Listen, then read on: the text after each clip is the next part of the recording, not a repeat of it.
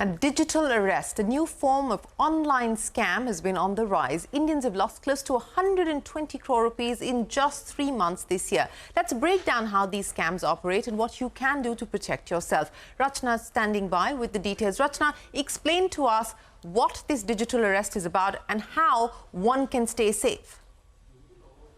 120 crore rupees, that's how much Indians have lost in just 4 months from January to April this year to the online scam of a digital arrest. This is as per the Union Ministry of Home Affairs. Now, you also may have heard of such calls or may have just received that call. It's when an unknown number calls telling you that you have committed a crime of some nature. The nature has been different with different people. It could vary from a fraud or a parcel in your name containing drugs, a false rape case, or even an ED case. The modus operandi of these scammers is pretty simple. They will call you, and the tone of the caller and the nature of the subject would be such that it would create an instant fear followed by the urgency to act towards it. They also play heavily on unawareness of the law, because in India there is no concept of a digital arrest whereby a cop or an authority can just video call you and make the arrest.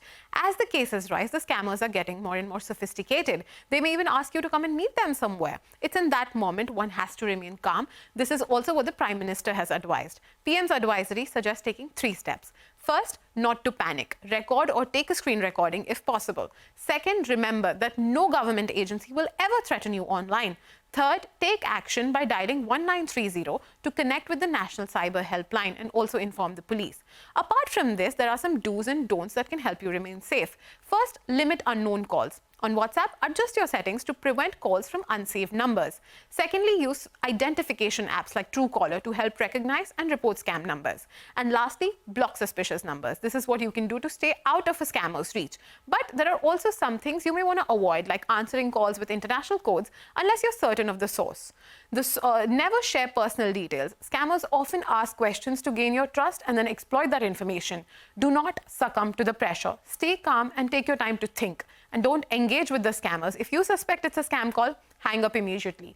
Lastly, limit sharing your details on random websites and even in offline spaces. It's from there the data is handed over to the scammers. So stay safe and be aware. Well, that is very helpful, Rachna. Many thanks for joining us. Please do pay heed to what you just heard there. This is for your own safety. With that, it is time for us to... For more news and updates, all you need to do is follow CNBC TV18 on all of our digital platforms.